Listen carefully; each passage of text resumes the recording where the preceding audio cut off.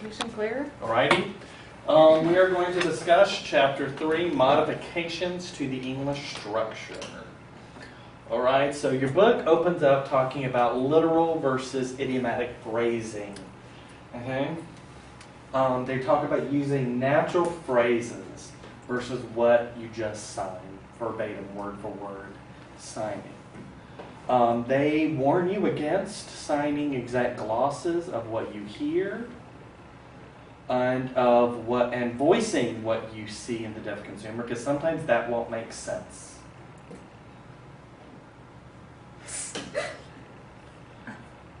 In terms of idiomatic phrasing, in ASL, it's pretty easy. You just go for the meaning. In English, they may want some of the idioms. They may want it verbatim. In many cases, this isn't going to work doing literal or verbatim interpreting, transliteration. So the problem here is, okay, what do we do? Because when we do literal interpreting or transliteration, it doesn't make sense. So the assumption should be, always assume a meaning-based transliteration. Always go for meaning. And you remember with the science systems chapter, that means case. Okay? Always go for meaning versus form, but be ready for your clients to say, no, I want this, or some combination of the two.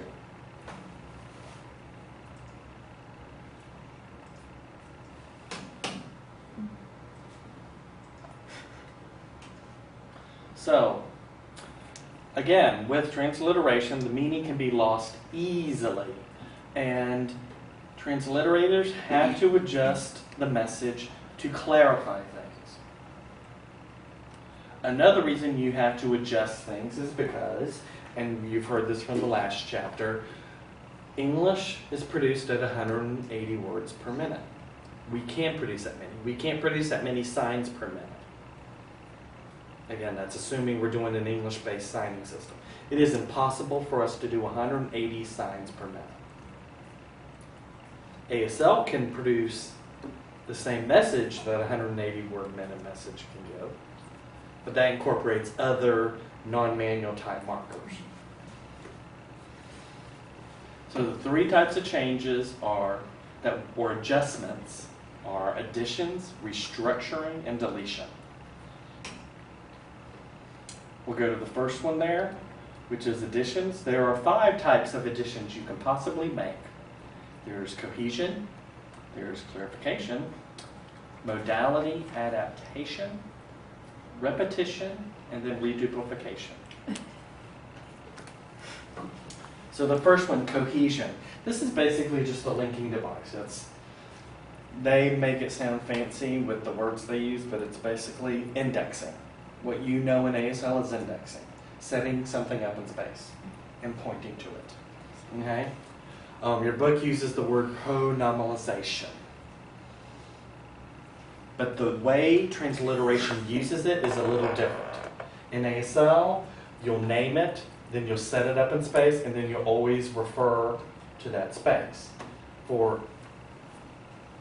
Then you'll get into your sentence structure. For English, you'll name whatever it is.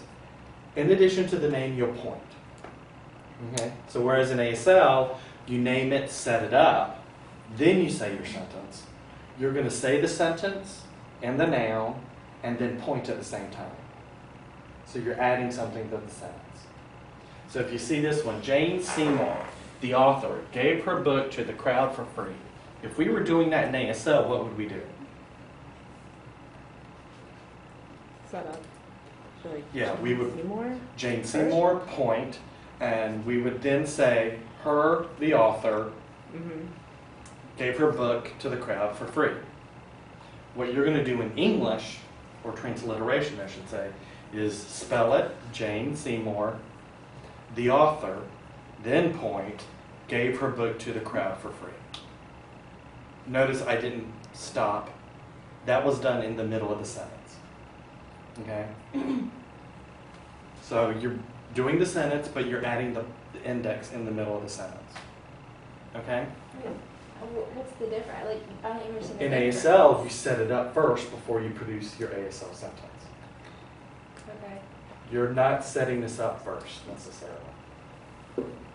As you say the noun, you point. Then the second time you say the word, then you can just point to it every time.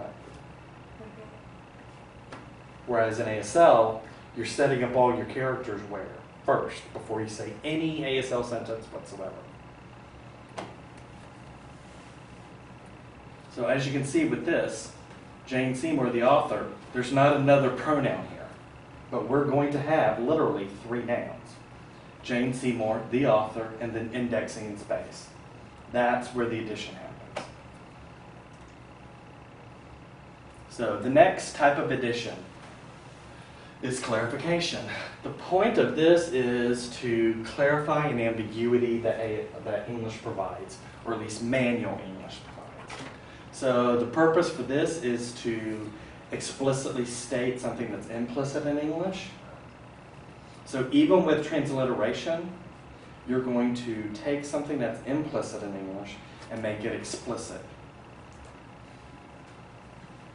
You may choose a sign for a word that's not necessarily associated with it. You may choose to take a conceptual sign and add it to a literal one you're going to use as well. You may add negative head shakes to the negation signs you're using. So in terms of the lexical choices, you may choose a sign or a group of signs that matches, but not always associated with the word. So for example, this is what you know as conceptual accuracy. Okay? But you also may choose a group of signs to the word.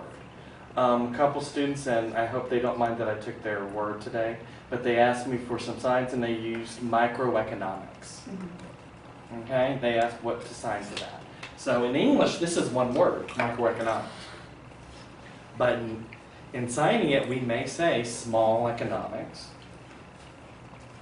or we may say town economics, because micro means small economy, like a town's economy. Navigate would be an example of taking something literal and adding the conceptual sign to it. I actually interpreted an assignment once where we had to do, it was a computer class, and we were talking about navigating the web. So what signs can you think of without even knowing navigate? What signs would you use to go through, like through your hands? What are some other signs for navigate? Travel. Yes, absolutely travel. What are some other signs you may think of? Search. Okay. Okay. To figure out. Yeah, absolutely. Well, for me, considering we're looking at the web, like internet, for me, navigate simply was like doing the scroll on the computer. You know how you have the scroll bar that goes up and down on the side? That's what I would have chosen to do because we were talking about a computer class, right? And this client chose to say no. They chose to take travel and initialize it with N. Yeah. So literal. But what I chose to do was do that plus search. I chose both sides.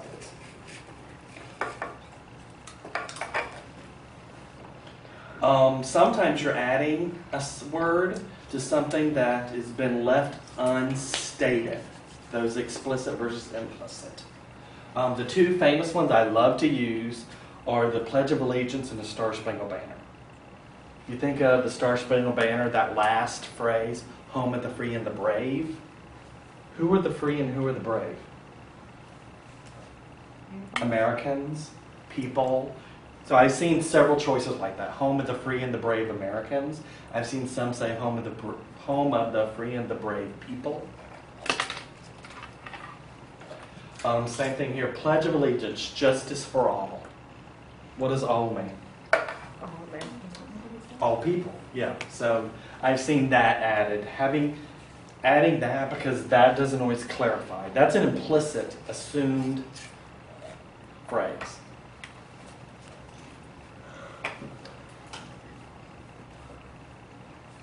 So again, another addition is adding a negation to a sign you're already using, like no, none, not. Seems natural just to add a negative head shake there. Sometimes you may choose something that goes along with the literal concepts. This is perfect with things like time, a week from Tuesday.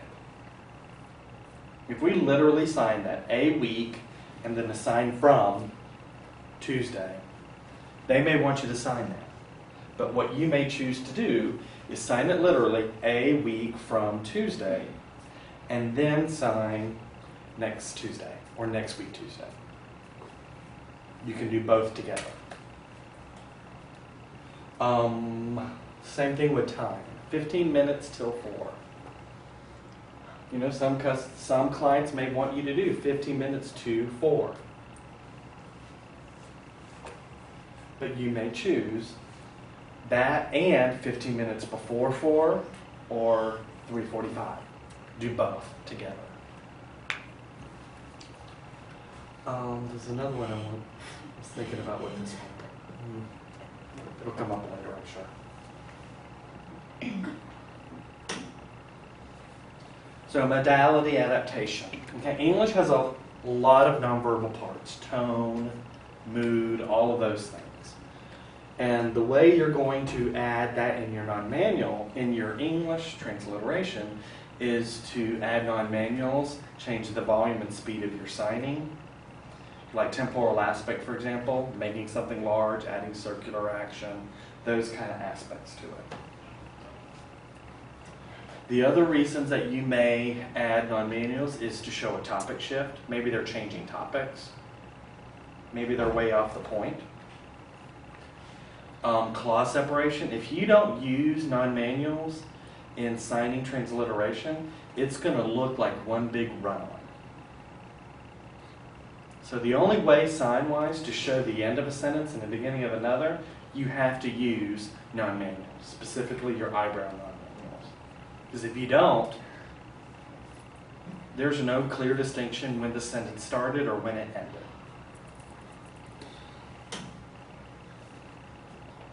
They also go into repetition. Okay? This is different than ASL's repetition. If you think of temporal aspect, where we repeat the sign like work to show a continuous action, this is not what they're doing here. That's why they separate reduplication and repetition.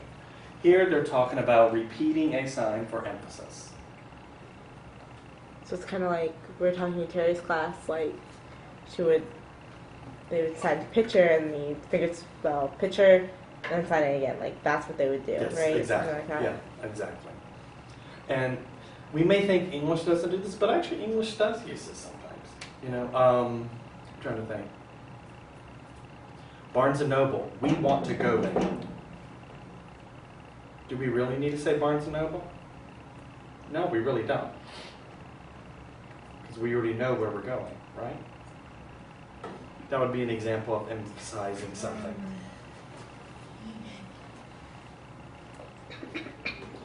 Reduplication. This is for plurality. You know, you will take a sign and repeat it to show plurality. Very similar to ASL's usage of it. So if you have a word like trees, what are you going to do?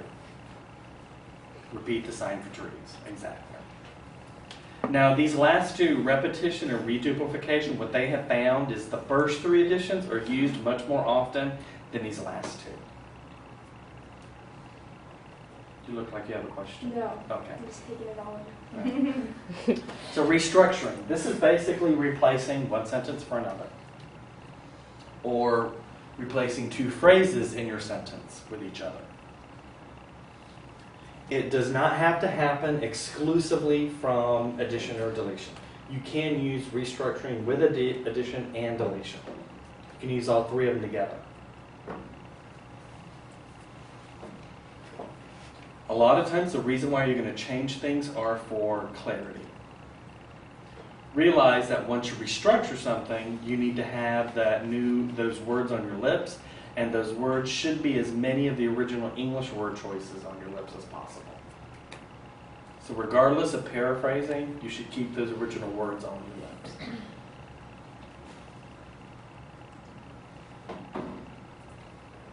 So some other reasons why you may structure. You may add the verb and then do the subject. English does this all the time. While running, I stumbled and sprained my ankle. You may choose to sign it this way. I stumbled and sprained my ankle while running.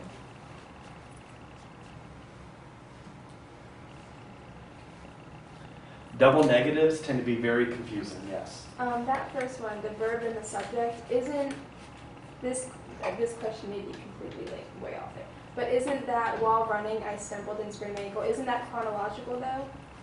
Because you can't sprain your ankle and stumble and then go like. Yeah. But in cases of, for example, think of an English class where you're trying to teach them the subject. If you're adding while running, that may confuse them with what the subject is. So for the sake of clarification, you may change it. Double negatives. Double negatives do not come across in sign very easily. If you think of a sentence like this, the length of the grass did not discourage her from sitting in front of the TV. So you may change that and say, and they don't mean double negatives as in no and not. They mean taking not discourage and replacing that with maybe saying the length of the grass encouraged her to sit in front of the TV. So what you probably know as an expansion strategy, saying the opposite of what they're saying. The book uses double negatives, and I don't like the use of the words. For me, it's the idea of using the opposite. So deletions. As I mentioned a second ago, it is impossible to sign English at the rate that you speak English. Realize you can sign an ASL sentence in the same time that you give an ASL message. In the same time. But to sign English, it is impossible to sign it at the same rate. Therefore, a few reasons we may choose to delete something is redundancy. It may be repeated for no reason.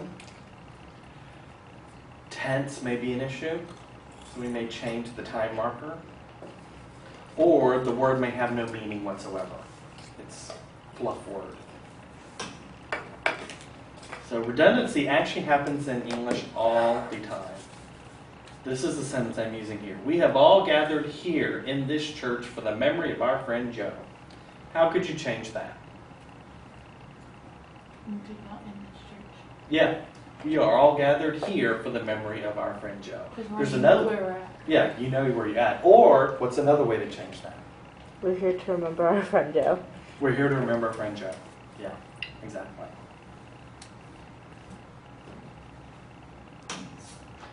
Tense, you may replace a tense with a time marker. And if you remember ASL's time markers, what are those sign markers?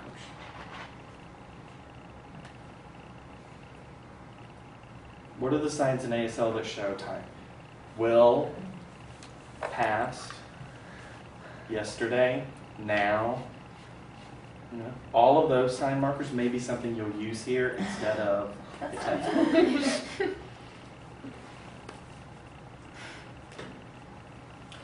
You may delete a bunch of non-meaning based words, what I call fluff. You probably remember this from your English class, where you would try to go, therefore, and nonetheless, and so into thereof. You remember we all did it in English class. And what did your English teacher do? She usually circled those words and she said, do what to them? Take them out. Get rid of them. Okay? Because they don't have any meaning, they do nothing. Now I need to come up with 50 more words. Exactly. Yes. And that used to always frustrate us, didn't it? Okay. Well, the problem in manually assigning it is that just confuses the message. So those fluff words you want to remove because they don't do anything for meaning. So here's a few sentences. By the way, I would not do that. What would you delete there? Don't do that. By the way. By the way is a waste of time. The economy, for one, is a problem the presidential candidates will need to discuss. For one. For one, exactly. After all, you only have one life to live. After all. Going forward, I would like you to use APA style. Going Because why do you need to say going forward? I want to use APA. That's all you need to say. Before we move on, I normally don't do the sentences at the end, but this is one of those chapters that I do the sentences, those activities at the end, because I do want you to actually make a point of thinking of how you would make the adjustments. Okay? So let's go to page 32. I typically don't like the activities at the end of the transliteration book, but this one I think is important. So if we go to 32.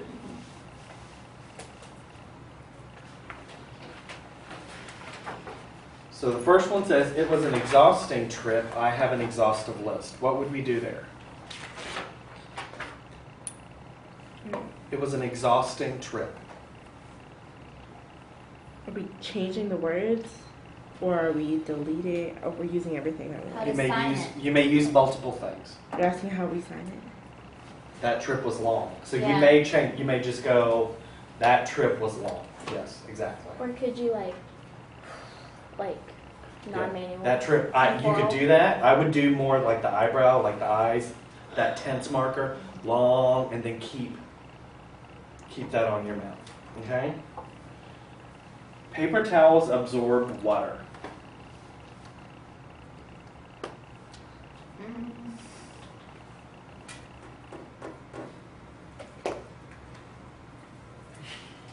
I was like, the water is gone. That's like the whole point. But showing how when you Just like But that's, it. yeah, what does it do? It gets rid of the water, right? Mhm. So paper towels maybe clean the water yeah. Paper towel. or get rid of paper towel. I just like, oh. Paper towels get rid of or get rid of. Okay. I like that. Okay. The dog bared his teeth. Show. What kind of Yeah, so you may say the dog bared or bare, like show, his teeth. Okay? A boy becomes a man. Grows up. Grows up. Yeah, perfectly. Okay? Let's go to the next page. Okay? This one you're probably going to restructure it in some way. What happens if a parent is removed from the home by death or divorce? What happens if parents are divorced or one dies? Yeah, you may say that. What happens if a parent is divorced or dies? You may totally take out the is removed from the home, blah, blah, blah. Or you may separate it into two separate sentences. Yeah. What happens if a parent is removed by divorce? What happens if a parent is removed by death? You can break it into two smaller sentences as well. The effects of losing a mother are quite different to a family than the effects of losing the father. The effects are different with losing mom and dad. Yeah, perfect. Yeah. The effects are different in losing a mom or a dad. Sounds simpler, doesn't it? Yeah. Yeah. A single father responsible for children often continues his working role. A single father continues to work. Yeah, a single A father single continues to father work. Role is combined. really, Yeah. Like role is a wasteful term, really. Yeah. We don't really need it. He hires a caretaker to take over housekeeping and supervise his children. He hires a nanny. He hires a nanny for his Okay. children. Whatever. He hires a nanny for his children. We totally rephrase that. Yeah. He hires a nanny for his house and children. When the father is missing from a family, the single mother usually works and she may or may not hire a substitute caretaker. When the father is not in the picture, the mother must continue to work. Sometimes A single mom. having a daycare. I don't know. That's a harder one, isn't it? Yeah. Yeah. What is important there and what is secondary? But she keeps. Single mother is the Single important mother part. is the important So I one. guess you could probably get rid of father because the single mother right there says Yeah. there's Single no mother man. makes an assumption But of there's no father. dad. This Yeah. one mother hires a caretaker, but still works. Yeah, so No, a single very mother different. who works may have to hire someone.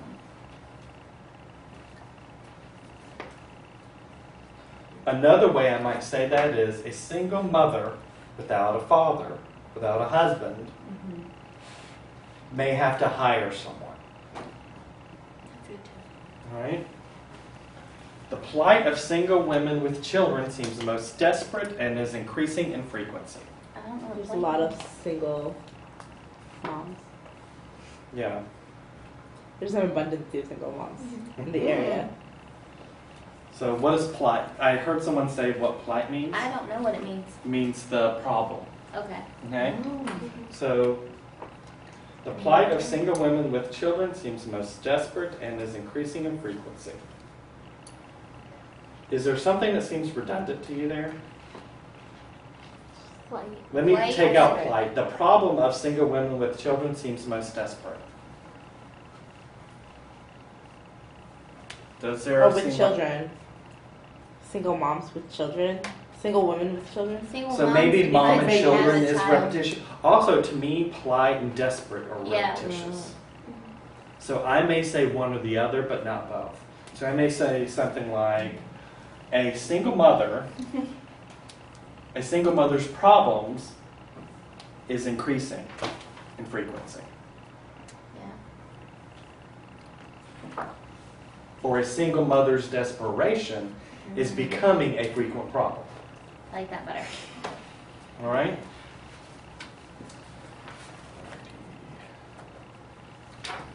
All right. Go to the next page. This one, you're taking a literal meaning while maintaining the same meaning.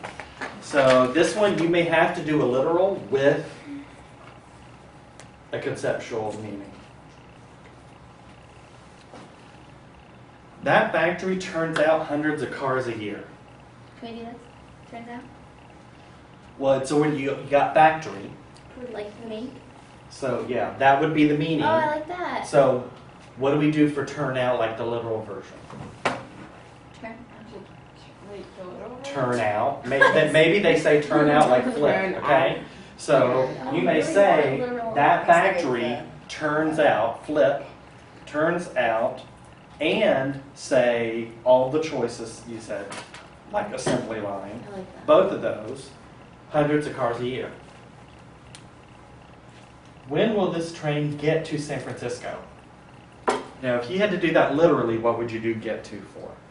Good too? I would just like, You might do, yeah, like get. oh my, that And two. literal. Yeah, I've had some deaf people do that, get to. What would be the meaning-based version of it? Right. Get to. So you might say, That's hard. when will this train get to arrive San Francisco? Okay. You may use both of them. So you do like get to arrive. San Francisco. Perfect. That's exactly what I mean. Wow. Okay? That's my translation. Not dead for a second. Something like Do this. you do like get to and then like arrive? Yeah, do you like could a do little that. shifty thing? Do a little shift to show that it's the same.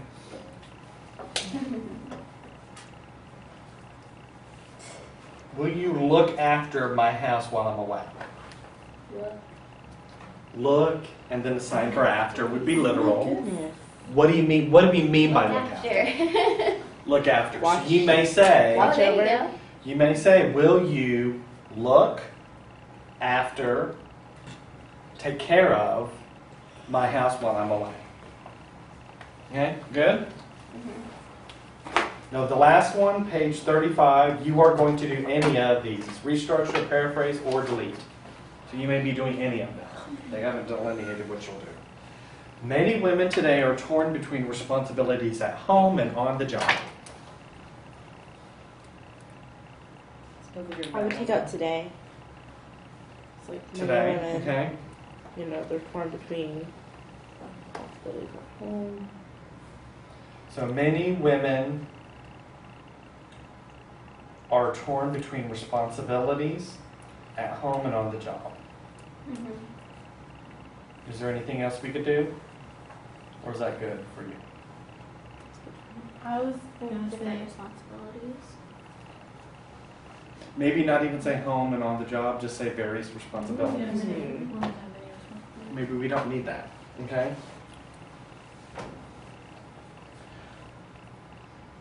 I may even say, instead of saying at home and on the job, I may keep home and job and just say home or work. For example, many women are torn between responsibilities at home or work. A lot of times what you're deleting is the useless articles and, of, the. And really at home and on the, all you need is or. You should never waste any and all opportunities to practice. Take advantage of practice time. So doing the opposite, take advantage of practice time. That totally restructures it. If you weren't going to restructure it, what could you do? Take out, just be like, you should never waste any opportunities. Yeah, Any I would and take all. that part, any and all, if I wasn't going to restructure. Number one, my first choice would be to restructure like Alicia did. But if I wasn't going to, I might say you should never waste opportunities to practice. Take out any and all. That's one of those useless phrases, really.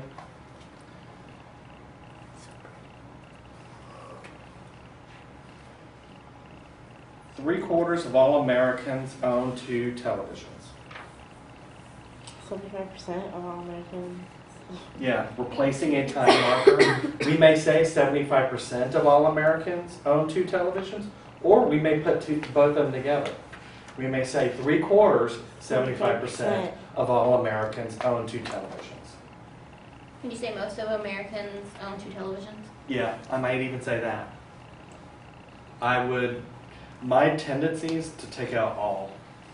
Because when we say Americans, and we don't delineate the number, to me it assumes every American out there. Yeah. I think all is a wasteful term here. So no matter what we do, I probably without a doubt would take all out. Okay? Good, we'll stop there. We got the point with these types, right? Yeah. Good. Okay? I know that seems a little monotonous.